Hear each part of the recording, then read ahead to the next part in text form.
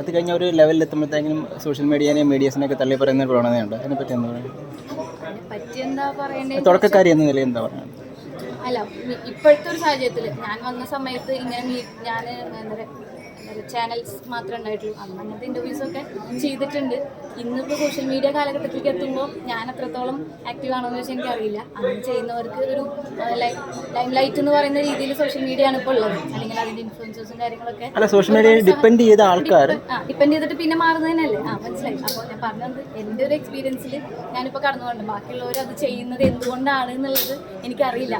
കുറച്ച് പേര് അങ്ങനെ തള്ളി കളയുന്നുണ്ടാവും. അത് കഴിഞ്ഞിട്ട് കിട്ടിയാൽ ഓക്കെ ഞാനിപ്പോൾ എത്തി ഇനി വേണ്ടാന്ന് വിചാരിക്കുന്ന അതിന് അവർക്ക് റീസൺസ് ഉണ്ടാവാം.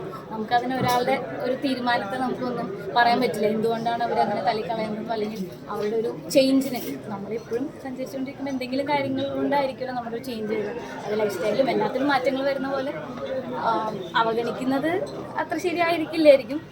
പക്ഷേ അവർക്ക് റീസൺസ് ഉണ്ടാവും. നമുക്കതിനെ ശരി തെറ്റ് പറയാൻ പറ്റില്ല. സാഹചര്യങ്ങളാണല്ലോ ഓരോരുത്തരെ ഇതാക്കുന്നത്. ജയശ്രീ ഭാവിയിൽ നല്ലൊരു നടിയാവുമ്പോഴത്തേക്കിനും ഈ ഒരു പ്രവണത ഉണ്ടാവും. അങ്ങനെ നമ്മളാരും ഹേർട്ടാവാത്ത രീതിയിൽ നിൽക്കണം എന്നുള്ളത് തന്നെയാണ് എപ്പോഴും ശ്രമിച്ചിട്ടുള്ളത്. അത് മനസ്സാൽ നമ്മൾ എന്തായാലും അങ്ങനെ ചിന്തിക്കില്ല.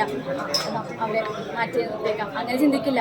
അവരുടെ കടന്നു പോകുന്ന സാഹചര്യം ഇപ്പോൾ ഒരു എക്സാമ്പിൾ പറയുകയാണെങ്കിൽ ഇപ്പോൾ നമ്മൾ രാവിലെ തൊട്ട് അല്ലെങ്കിൽ എന്തെങ്കിലും പ്രോഗ്രാംസ് ഒക്കെ കഴിഞ്ഞ് ക്ഷീണിച്ചിരിക്കുമ്പോഴോ അല്ലെങ്കിൽ ടയർഡായിട്ടുണ്ടാവാം. അപ്പോൾ പിന്നെയും അത് കഴിഞ്ഞിട്ട് വരും. ഇത് പ്രൊമോഷൻ്റെ ഭാഗമായിട്ട് വരുമ്പോൾ ഇതിൻ്റെ ഒരു ഭാഗമാണ് ഇപ്പോൾ സോഷ്യൽ മീഡിയ എന്നുള്ളത്.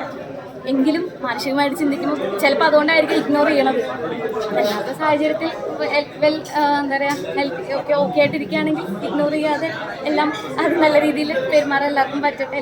അത് ചെയ്യും. അത് സാഹചര്യവശാലാണ്. അവരുടെ അപ്പുറത്തേക്ക് നമുക്കൊന്നും പറയാൻ പറ്റില്ല.